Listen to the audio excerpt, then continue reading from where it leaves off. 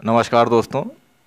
जैसा कि आप जानते हैं, गुरु ग्रह एक नैसर्गिक शुभ ग्रह हैं, बहुत शुभ ग्रह माने गए हैं।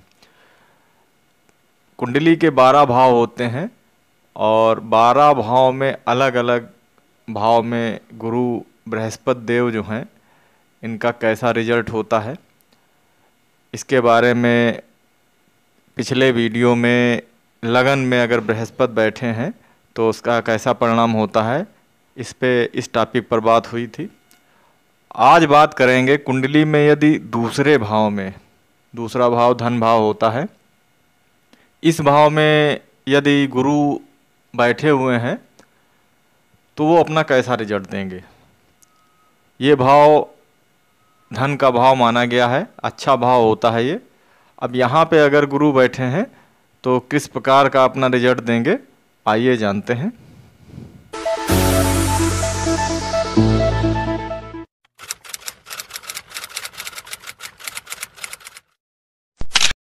द्वितीय भाव में बैठे गुरु जो होते हैं बृहस्पति देव, अपना बहुत अच्छा रिजल्ट देते हैं। फल दीपिका पुस्तक में भाव फलाध्याय में इसके बारे में बताया गया है। और भी कुछ ज्योतिष शास्त्रों में, ज्योतिष की पुस्तकें जो हैं उनमें द्वितीय भाव में गुरु को बहुत अच्छा बताया गया है। द्वितीय भाव जो होता है धन का कारक भाव होता है, बहुत अच्छा भाव माना गया है ये। द्वितीय भाव धन के भाव के अलावा वाणी का भी कारक माना गया है। वाणी का कारक होने के कारण यहाँ पे अगर गुरु बैठे होते हैं तो व्यक्ति जो होता है अच्छा वक्ता होता है, बहुत अच्छा वक्ता होता है, बोलने में बहुत अच्छा होता है। इसके अलावा ये भाव जो होता है, दूसरा भाव चेहरे का भी भाव माना गया है। इस भाव में अगर गुरु बैठे होते हैं तो व्यक्ति खूबसूरत होता है, आकर्षक होता है, चेहरा बहुत अच्छा होता है व्यक्ति का, बहुत अच्छा माना गया है। इसके अलावा कुटुंब का भी भाव होता है ये। दूसरा भाव जो होता है कुटुंब का भी भाव होता है। तो दूसरे भाव में यदि गुरु बैठे होते हैं तो व्यक्ति जो होता है पूरे परिवार को अपने साथ में लेकर चलने वाला होता है, अच्छा माना गया है यहाँ पे बैठे गुरु को।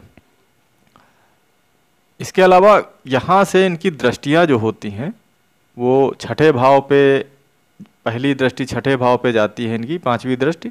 छठा भाव जो होता है नौकरी का भाव होता है। तो यहाँ पे शुभ दृष्टि इनकी जब पड़ती है तो इनकी महादशा में जॉब से संबंधित आपको रिजल्ट बहुत अच्छे मिलते हैं, क्योंकि ये भाव जो होता है नौकरी का भाव होता है।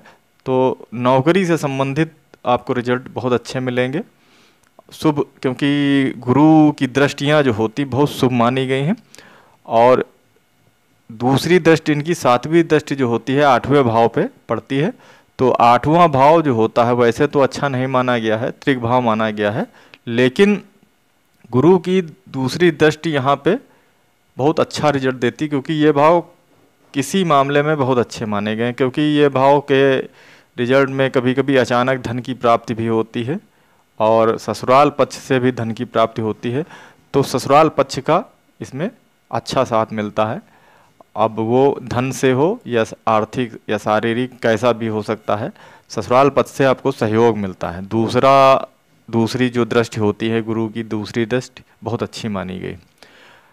इसी प्रकार से दूसरे भाव में बैठे गुरु जब अपनी नवी दृष्टि संघर्ष के भाव पे, 10वें भाव पे डालते हैं तो व्यापार से संबंधित आपको जो संघर्ष आप कर रहे होते हैं उसमें सफलता मिलती है।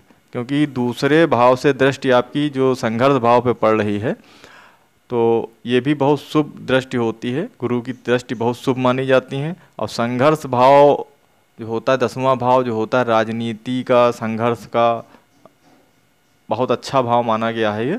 तो यहाँ पे दृष्टि होने से इससे संबंधित जो रिजल्ट होते हैं बहुत अच्छे रिजल्ट आपको प्राप्त होते हैं।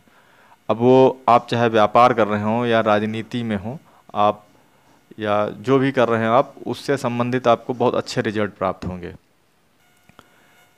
दूसरे भाव में गुरु जो होते हैं अपना बहुत अच्छा रिजल्ट देते हैं। इसके बारे में फल दीपिका में श्लोक नंबर 14 में बताया गया है।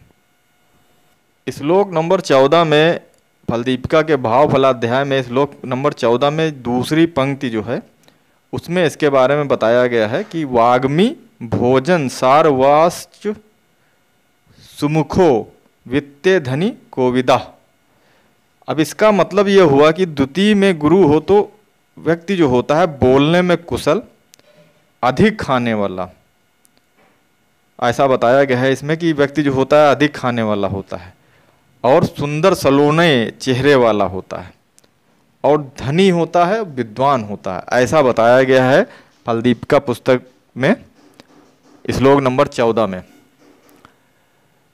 तो ये बातें तो इससे पहले भी हुई थी कि यहाँ पे शास्त्रों में बताया गया है कि यहाँ पे बैठे गुरु अपना बहुत अच्छा रिजल्ट देते हैं। लेकिन सबसे ज़रूरी बातें जो हैं आप अपनी कुंडली में ये ज़रूर देखें कि यहाँ पे बैठे गुरु इस कौन सी स्थिति में बैठे हुए हैं। इनकी 12 अवस्थाएं होती हैं, ग्रह जो होते हैं उनकी 12 अवस्थाएं होती हैं।